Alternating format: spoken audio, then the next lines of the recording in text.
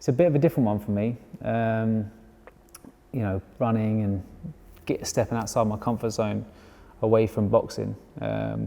People obviously feel like they're going to come to this channel and see a lot of boxing related stuff, and of course we're going to be documenting the journey, what goes on, you know, in terms of day-to-day fights and behind the scenes in my day-to-day life. But a big part of my life has changed recently with running. You know, I've took it up about 2.5 years ago, and it was something that gave me clarity and solitude and ability to have a little bit of me time. You know, I've got a young 2.5-year-old kid and called Finley, and another little boy who's 8.5 months called Kalen as well. So with being at home and being at the gym all the time, it's very consuming, you know, all the time. Like, people are after your attention, and I think for myself, you know, I don't get much me time, and one of the most valuable times of the day for me is to get an hour or hour and a half, whatever it is, in the morning or in the evening, whenever I get that little bit of peace and quiet, and that comes from running. So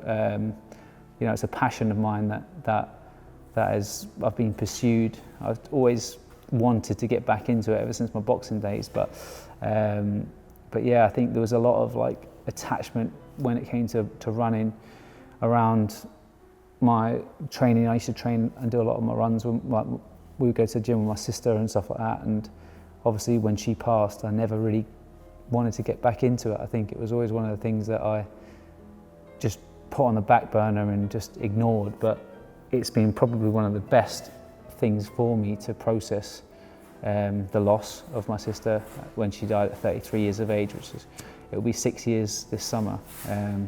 But also, you know, as I said, you know, working towards becoming a better person, more energized, and a happier individual. And I think something that I touched on in a previous interview was goal related, and having a little bit of ambition and a little target for yourself, and something that I've been training fighters for so many years that I've never put an onus on myself and my own training.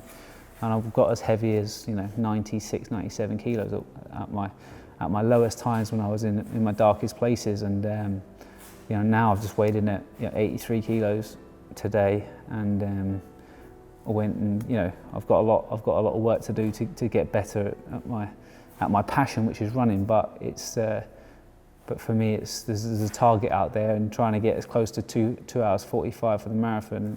Young Lives versus Cancer, they reached out to me after I did a marathon last year in February, which was my first ever one, which I did in 2 hours and 53.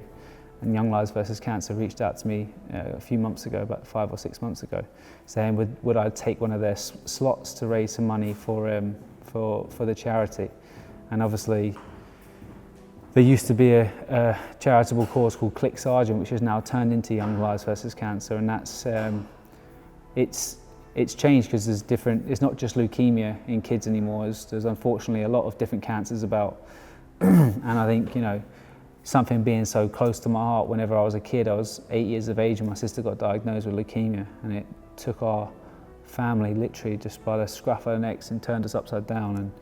And you know, if I can help raise some money and some awareness towards a charity, you know, that would be really, really fulfilling for me. And you know, I think if we're going to add a little link down in the bio down below the video, but if anyone can donate as little as a quid or a couple of quid or whatever, then that would be great, because, you know, this horrible disease takes so many young people's lives, it takes so many old people's lives. I think, you know, at some stage it's like you got a 40% chance, I think it is, of getting cancer at some stage. And it's not just how it affects that individual, it's how it affects those families. And I think this is a support network and a support system for the extended families, not just the person being affected. And if we can get together, and if I can do my little part, which is run as fast as I can for 26.2 miles, then I feel like that will give me some form of fulfillment and satisfaction. And yeah, so this is the journey towards it. This is Road to London. This is the start.